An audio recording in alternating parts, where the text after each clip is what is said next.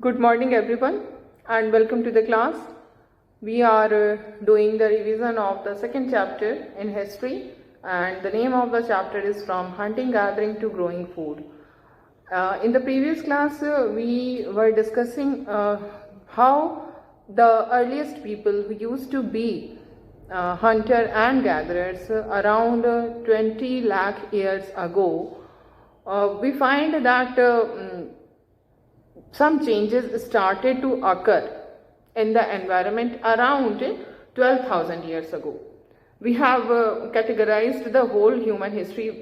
The archaeologists have categorized the whole human history in three parts, and सबसे जो पहला जो पार्ट है ह्यूमन हिस्ट्री का, उसी को हम पैलियोलिथिक कहते हैं. पैलियोलिथिक का मतलब है, palaeo means old and lithic means stone. तो that is old stone age which started around 2 million years ago, यानी कि 20 lakh years ago, and it continued till 12,000 years ago.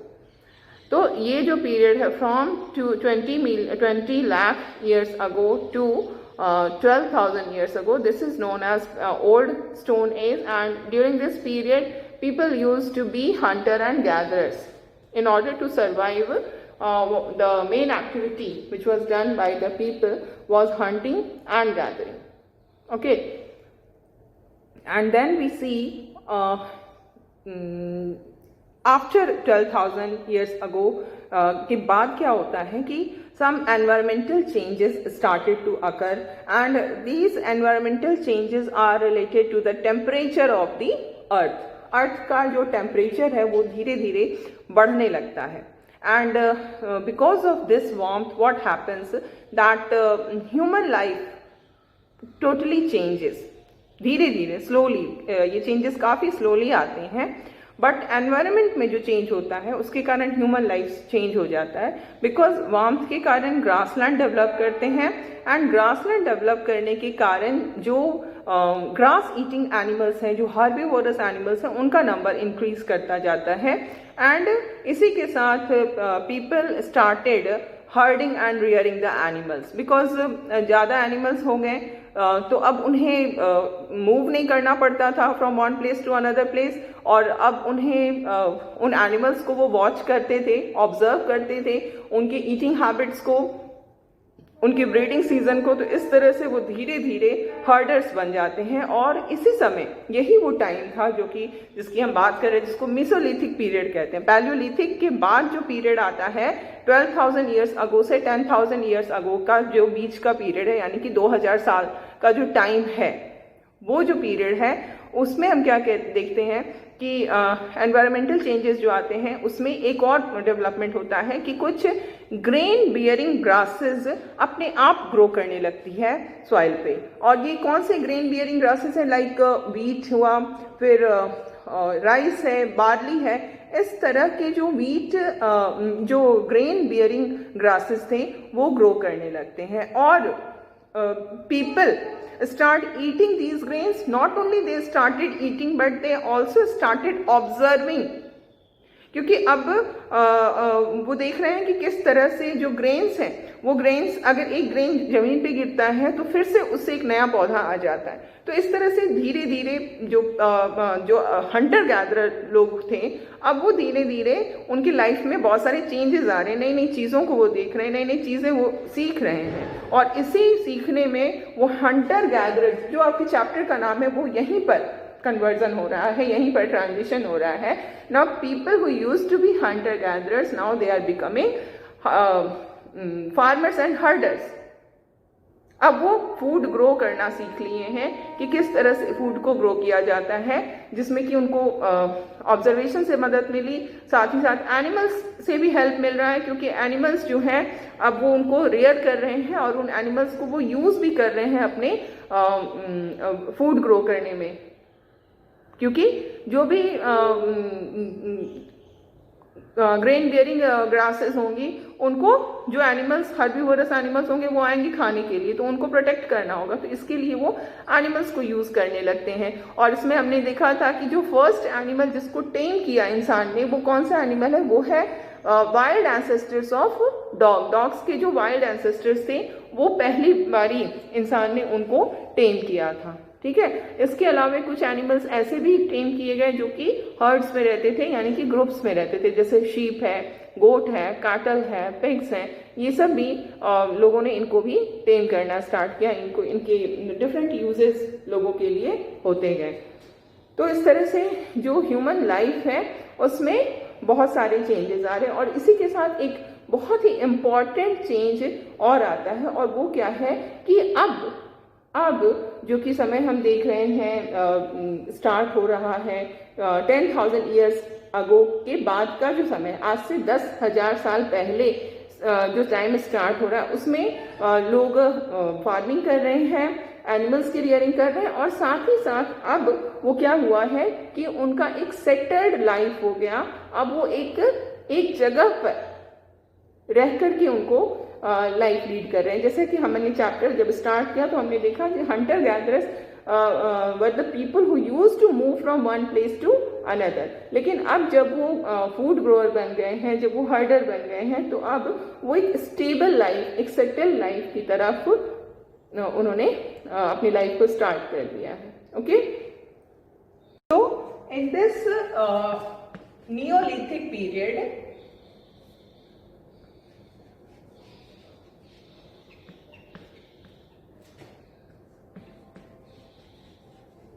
ये नियोलिथिक पीरियड जो है वो कब स्टार्ट हुआ? It started 10,000 years ago. ठीक है,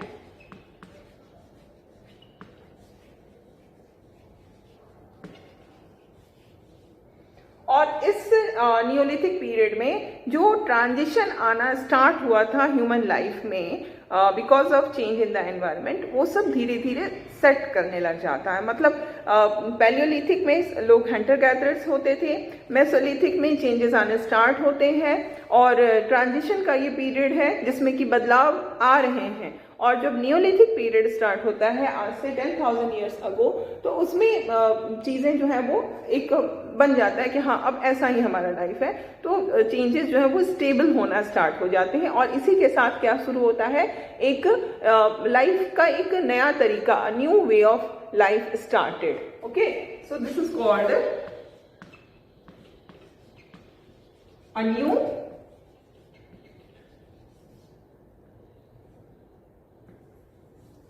वे ऑफ लाइफ।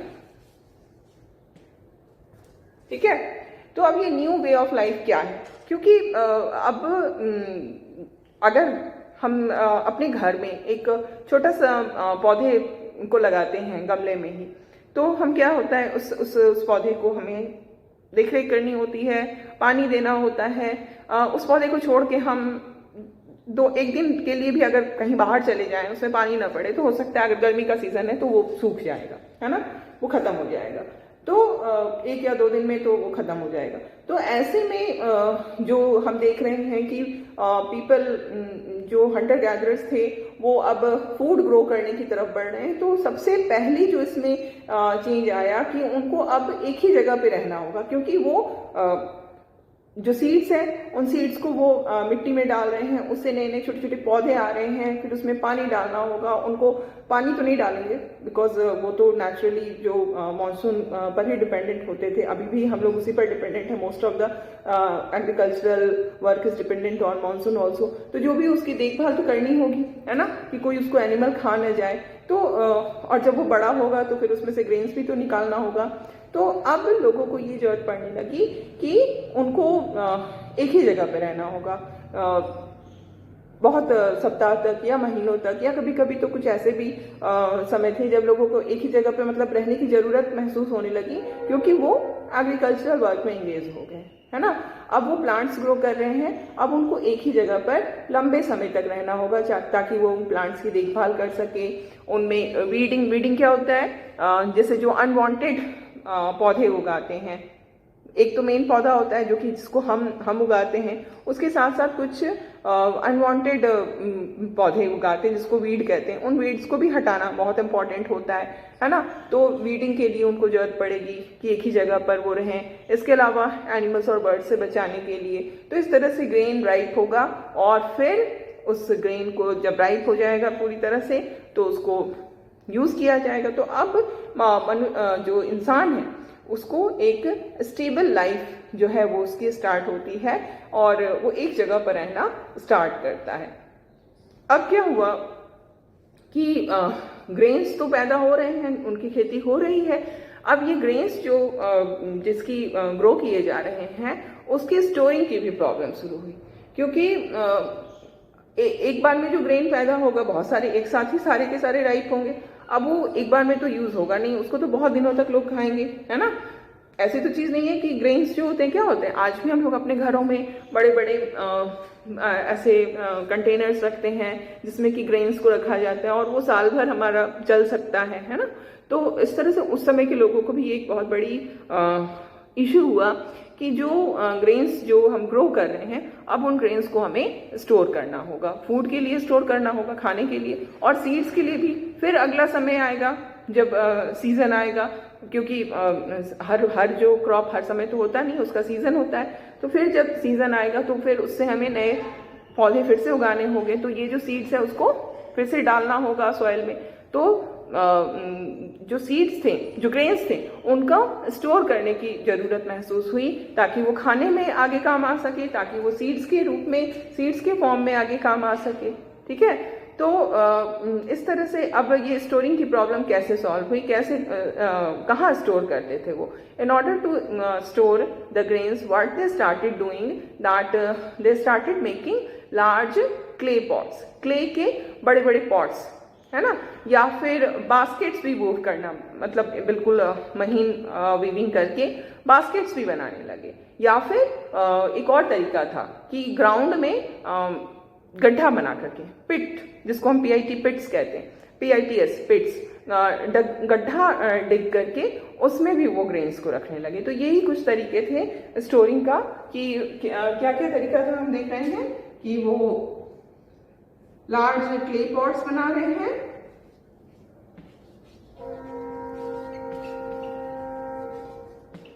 देन इसके अलावा वो बास्केट वीव कर रहे हैं।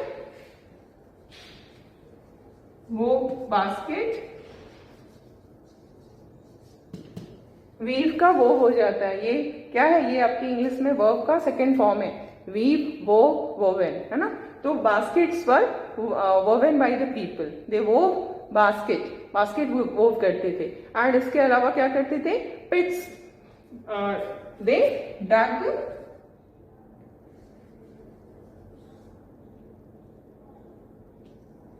डग पिट्स इन द ग्राउंड। ठीक है, जमीन में वो पिट्स डग करते थे।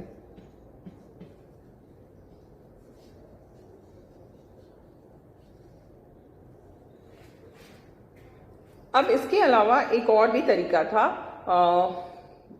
जो ग्रेन्स थे उनको स्टोर करने का, और वो जो दूसरा तरीका जो ग्रेन्स स्टोर करने का था वो क्या था कि जैसे कि अगर हम एनिमल्स को देखें तो एनिमल्स में क्या होता है, रिप्रोडक्शन होता है ना।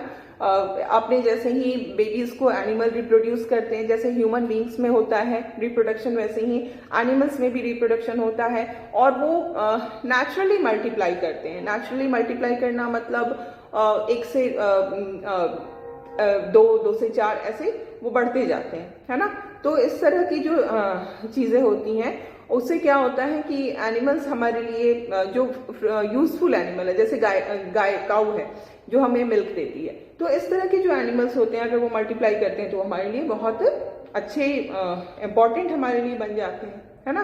तो इस तरह के जो एनिमल्स हैं वो एक तो अपने आप वो मल्टीप्लाई करेंगे, उसके ऊपर से अगर हम उनका केयर करें, अच्छे से उनकी देखभाल करें, तो फिर क्या होता है वो हमारे लिए एक बहुत ही इम्पॉर्टेंट सोर्स ऑफ फूड बन जाते हैं। जैसे अभी हमने काऊ का ही बात कहा, काऊ जो है वो क्या है, काऊ से हमें मिल्क मिलता है, और मिल्क हमारे बहुत सारे यूज में आता है, मिल्क हमारे लिए बहुत इंपॉर्टेंट होता है। तो इस तरह से अगर एनिमल्स की अच्छे से देखभाल की जाए तो वो हमारे लिए फूड का एक बहुत ही इम्पॉर्टेंट सोर्स बनता है। और सिर्फ काऊ ही नहीं, जैसे और भी एनिमल्स है जिनको मीट के पर्पज से यूज़ किया जा सकता है ना, उनके फ्लैश को, उनके मीट को भी खाने में काम में लाया जा सकता है। तो इस तरह से ये भी एक तरीका था, ठीक है, जो उस समय के लोग थे, जो कि एक नई लाइफ स्टार्ट हो रही है जिसमें कि people became farmers and herders. उसमें क्या हो रहा है कि लोग जो हैं वो एनिमल्स को रेयर करते थे और इस तरह से वो एक तरह से स्टोर ऑफ फूड बन गए थे। फूड का स्टोरेज होता था उसमें। अगर हम उनका अच्छे से ख्याल रखेंगे, उनसे हमें जो चीज़ें मिल रही हैं वो हमारे फूड का सोर्स है। जैसे काऊ है तो उससे मिल्क मिल रहा है, गोट का मिल्क मिल रहा है, बहुत सारे एनिमल्स हैं जिनसे हमें मिल्क मिलता है, बहुत सारे एनिमल्स हैं जिनसे मीट मिलता है।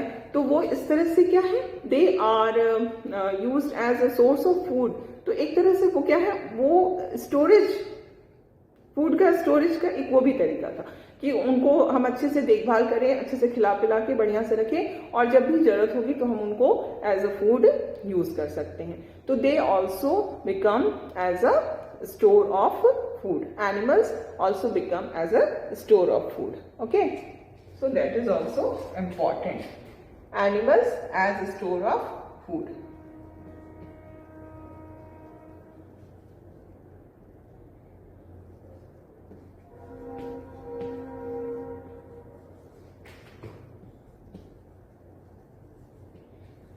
तो जो एनिमल्स थे वो भी फूड की तरह यूज किए जाते थे। अब हम देखेंगे कि ये जो फार्मर्स हैं और जो हर्डर्स हैं उनके बारे में हमें कैसे जानकारी मिलती है। How do we know about these farmers and herders. Again you turn your page number 14, ठीक है। आपकी जो नई वाली बुक है उसकी अगर पेज नंबर 14 को फिर से हमें देखना होगा, और उस पेज नंबर 14 में हमने क्या डिस्कस किया है। उस पेज नंबर 14 में मैप है ना, जिसमें इंडियन सब कॉन्टिनेंट की मैप है और उस मैप में डिफरेंट साइट्स को दिखाया गया है। इसमें आपका जो की दिया हुआ है उस की से हमने देखा था पैलियोलिथिक साइट को। पैलियोलिथिक साइट्स जो है वो ब्लू रेड ट्रायंगल से दिखाया हुआ है ना। पैलियोलिथिक साइट्स हमने 3 देखे थे जो कि रेड ट्रायंगल से दिखाया गया है, जैसे भीमबेटका था, कर्नूल केव्स था एंड हंसगी था, है ना। भीमबेटका एमपी में, कर्नूल केव्स आंध्र प्रदेश में और हंसगी जो है वो कर्नाटका में था। अब इसी बुक में, इसी मैप में आप देखेंगे कि कुछ जो है वो ब्लू स्क्वायर से दिखाया हुआ है। कुछ साइट्स जो हैं वो ब्लू स्क्वायर से दिखाए हुए हैं। ब्लू स्क्वायर से जो साइट्स दिखाए हैं वो कौन से साइट्स हैं, वो है नियोलिथिक साइट्स। वही नियोलिथिक साइट जिसकी हम अभी बात कर रहे हैं, जो कि 10,000 ईयर्स अगो स्टार्ट हुआ है ना, और जिसमें एक लाइफ पूरी तरह से चेंज हो जाती है। हंटर गैदरर्स जो है वो फार्मर एंड हर्डर्स बन जाते हैं, and after becoming farmers and herders they have to stay at one place for longer period, है ना। तो इस तरह से एक स्टेबल लाइफ की स्टार्टिंग होती है। इसी को हम नियोलिथिक पीरियड कहते हैं। और ये जो नियोलिथिक साइट्स हैं ये वो साइट्स हैं, ये वो जगह हैं, प्लेसेस। ओनली साइट्स का मतलब आप प्लेस याद रखो, बस, और कुछ नहीं, ठीक है। तो ये जो नियोलिथिक प्लेसेस हैं ये वो प्लेसेस हैं जहां पर फार्मर्स और हर्डर्स रहा करते थे, ठीक है, जहाँ पर लोग फार्मिंग करते थे और एनिमल्स की रियरिंग करते थे। तो ऐसे नियोलिथिक साइट्स जो हैं वो इंडिया में हमको कई सारे देखने को मिलते हैं। जैसे अगर हम देखें इस जो मैप आपके पेज नंबर 13 में दिखाया है उसमें एक ये पूरी इंडियन सब कॉन्टिनेंट है। It's not only about India, है ना। हमने बताया इंडियन सब कॉन्टिनेंट अच्छे से समझाया है। तो इसमें इंडियन सब कॉन्टिनेंट में सभी आते हैं, पाकिस्तान भी आएगा, नेपाल भी, भूटान, बांग्लादेश, ठीक है, श्रीलंका, सभी आते हैं। तो इसमें हम देखेंगे कि मेरगढ़ जो है वो एक बहुत ही इंपॉर्टेंट नियोलिथिक साइट्स था। One of the most important neolithic sites was there at Mehrgarh. और ये मेरगढ़ आज के समय में कहाँ पर है, ये मेरगढ़ आज के समय में वहाँ है, पाकिस्तान में है, ठीक है।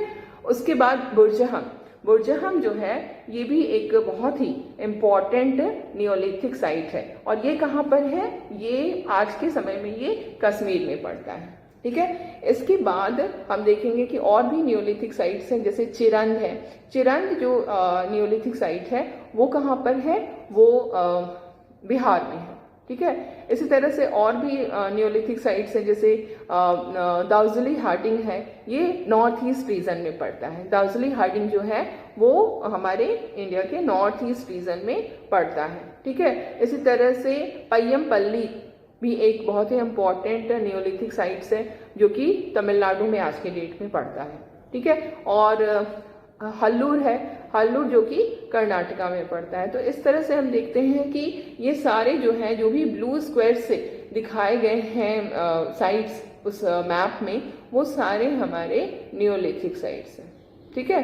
अब हम ये देखते हैं कि ये जो फार्मर्स और हर्डर्स हैं, इनके बारे में इन साइट्स से हमें किस तरह की जानकारी मिलती है, उनके बारे में हमें क्या पता चलता है। ओके, सो जो आर्कियोलॉजिस्ट हैं, जो साइंटिस्ट हैं, वो इन नियोलिथिक साइट्स पे उन्होंने काफ़ी कुछ डिग किया और पता किया, और उनको क्या मिला, वहाँ पर कौन सी चीज़ें मिली जिससे कि उन्हें उस समय की लाइफ के बारे में पता चलता है। जो चीज़ें मिली हैं वो उसमें सबसे इम्पॉर्टेंट तो प्लांट्स हैं, प्लांट्स के जो रिमेन्स बचे हुए हैं, प्लस एनिमल्स के बोन्स। प्लांट्स एंड एनिमल्स के बोन्स से साइंटिस्ट जो हैं उनको कई सारी बातों के बारे में पता चलता है। और इस तरह का एक जो बहुत ही एक्साइटिंग फाइंड है वो है बर्न्ट ग्रेन्स। जो ग्रेन्स थे, जले हुए जो ग्रेन्स हैं, जिनको कि खाने के पर्पज से यूज किया जाता था, रोस्ट किया जाता होगा, कुक किया जाता होगा, तो उस तरह के जो जले हुए ग्रेन्स के जो रिमेन्स हैं वो हमें मिलते हैं आर्कियोलॉजिस्ट को, जो कि एक बहुत ही इम्पॉर्टेंट सोर्स बनता है पीछे के उस समय के लाइफ के बारे में जानने का। अब ये नहीं पता चल सकता है कि ये एक्सीडेंटली जल गया था, बर्न हो गया था, या फिर इनको जलाया गया था, क्योंकि इस तरह के बहुत काफ़ी एविडेंस मिले हैं जले हुए ग्रेन्स की। तो इस बार ये क्लियर नहीं हो पाया है, archaeologist are not clearly knowing कि ये जो ग्रेन्स जले हुए हमें मिले हैं वो पर्पसफुली उनको किसी पर्पस से जलाया गया था या एक्सीडेंटली वो जल गए थे। और जो ग्रेन्स हैं उनको आइडेंटिफाई भी किया गया है, जैसे वीट है, राइस है, बार्ली है, इस तरह के ग्रेन्स जो जले हुए मिले हैं वो हमें दिखते हैं। एंड पूरी सब कॉन्टिनेंट में इसके हमें रिमेन्स मिलते हैं।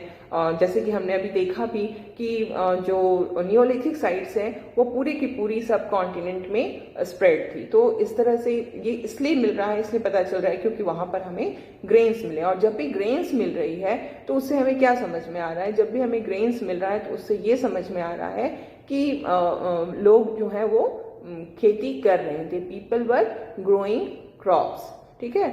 और इसके अलावा बहुत सारे एनिमल्स के बोन्स भी मिले हैं, और जब इन एनिमल्स के बोन्स को स्टडी किया गया तो भी ये समझ में आया कि ये जो बोन्स मिले हैं वो उन एनिमल्स के मिले हैं जिनको कि टेम किया जाता था, उस तरह के एनिमल्स के ज़्यादा बोन्स मिले हैं। तो ये चीज़ें जो हैं वो इस बात को प्रूव करती है कि ये ऐसे साइट्स हैं जहाँ पर people were farmers and herders, लोग खेती करते थे और एनिमल्स की रियरिंग करते थे, ठीक है। अब हम क्या देखते हैं कि ये वो समय था, जैसे अभी हमने पैलियोलिथिक में क्या देखा था कि people use to live in natural caves. जो नेचुरल केव्स होते थे लोग उसमें रहते थे, क्योंकि उनको एक जगह तो रहना नहीं था, आज यहाँ हैं कल फिर कहीं और चले जाएंगे, तो they were not leading a settled life. तो उनको एक जगह से दूसरी जगह मूव करते थे तो वो घर नहीं बना सकते थे, that is not practically possible ना, कि एक जगह घर बनाइए फिर 2 महीने में फिर कहीं और जाना है फिर वहाँ घर बनाइए, इतना नहीं पॉसिबल था। तो लोग नेचुरल केव्स में रहा करते थे, जैसे भीमबेटका में हमने देखा था, है ना।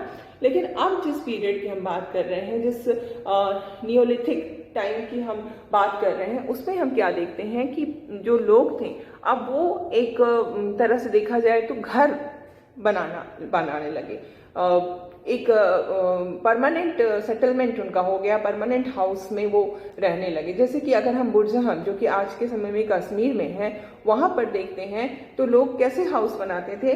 बुरजहम में people use to make pit houses,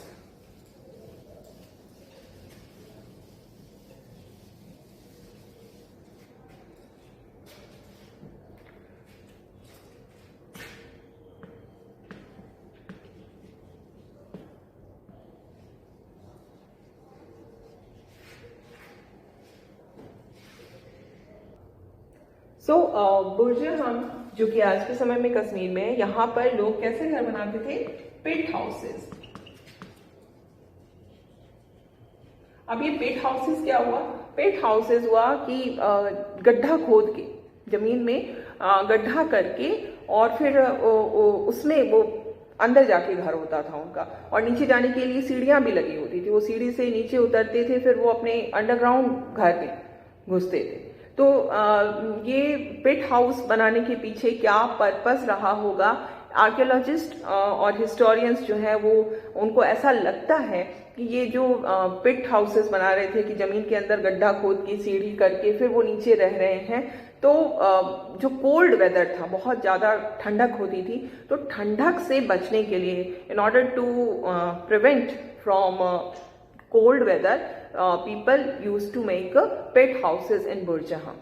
ठीक है, तो इसके अलावा और भी कुछ एविडेंसेस मिले हैं जिससे ये पता चलता है कि जो आर्कियोलॉजिस्ट हैं वो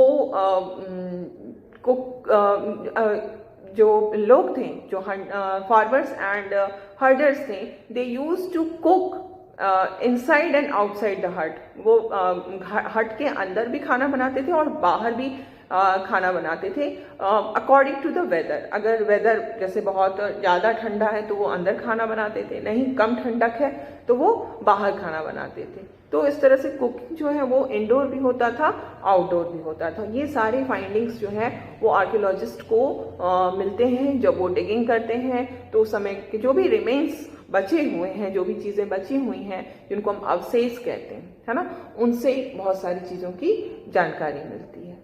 ठीक है, इसके अलावे जो आर्कियोलॉजिस्ट है उनको और भी कुछ चीज़ें मिली हैं। जैसे हमने देखा कि प्लांट्स मिला उनको, एनिमल्स के बोन्स मिले, देन जैसे पेट हाउसेस के बारे में उन्हें जानकारी मिली, उसके रिमेन्स मिले।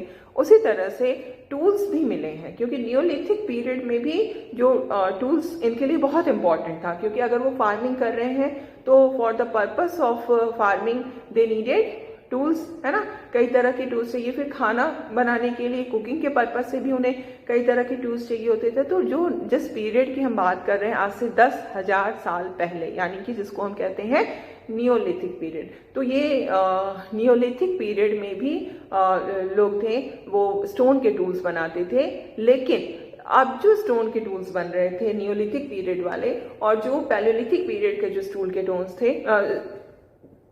टूल्स थे वो डिफरेंस थे। क्या डिफरेंस था दोनों में? इसमें हम लोग ये देखते हैं कि अब जो टूल्स बन रहे थे वो पॉलिश्ड होता था, उसमें पॉलिशिंग की जाती थी, और जब पॉलिश किया जाएगा ना टूल्स को तो उसका जो कटिंग एज होगा वो बहुत फाइन हो जाएगा। जैसे पहले के जो टूल्स होते थे उससे बहुत जिसको हम कहेंगे शार्प नहीं होता था, क्योंकि पॉलिश नहीं होती थी। तो अब क्या, अब जो टूल्स बन रहे थे उसकी पॉलिश हो जाती थी, पॉलिश किया जाता था उसको, तो उससे उसका कटिंग एज, जो किनारा, जो काटने वाला किनारा, जैसे हमारे यहाँ भी नाइफ होते हैं, नाइफ को आप देखोगे कि जो किनारा होता है वो काफी चमकीला होता है। वो क्यों चमकीला होता है? क्योंकि उसको वैसा बनाया जाता है, पॉलिशिंग उसकी की जाती है ताकि वो ज्यादा शार्प हो, है ना। अगर उल्टी तरफ से हम काटेंगे तो नहीं कटता है, और जिधर से वो चमकीला वाली तरफ से अगर काटते हैं तभी कटता है। तो वो इसलिए किया जाता है। तो उस तरह का जो स्टार्टिंग होता है वो नियोलिथिक पीरियड से ही हो जाता है कि शार्प कटिंग एज हो जाता है। और इसके अलावा ये वो समय था जिसमें कि लोग मॉर्टर्स एंड पेस्टल्स भी यूज करना शुरू करते हैं। अब ये मॉर्टर्स एंड पेस्टल्स क्या होते हैं?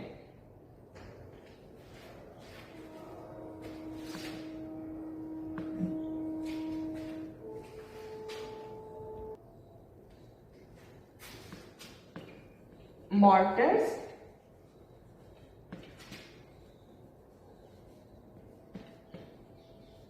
And pastels. अब ये mortars एंड पेस्टल्स क्या है? ये जो है ये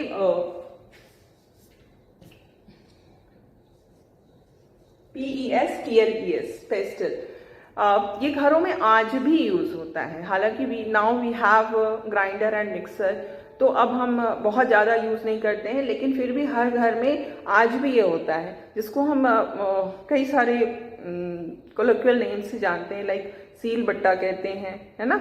जैसे कि एक इस शेप का होता है ना, और एक ये होता है, ये इस पे मसाले रख के ऐसे ऐसे कभी देखा होगा, मम्मी करती हैं या फिर कोई भी घर में कर सकता है ना।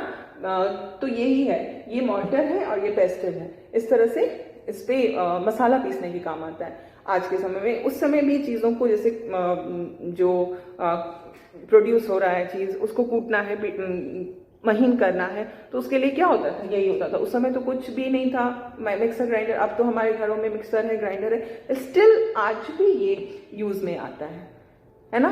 तो ये सारी जो रिमेन्स हैं वो हमें मिलते हैं इन सारे साइट से जिनकी हम बात कर रहे हैं, जैसे बुरजहंग है, चिरंग है, पय्यमपल्ली है। ये जो नियोलिथिक साइट्स हैं इनमें हमें ये सारी चीज़ें मिलती हैं। तो इनकी स्टार्टिंग जो हम देख रहे हैं कहाँ से हो रही है, जैसे आज यही जिसको हम कह रहे हैं कि आज भी हम घरों में यूज़ करते हैं, ये हमें हजारों साल पहले इसकी स्टार्टिंग हुई थी।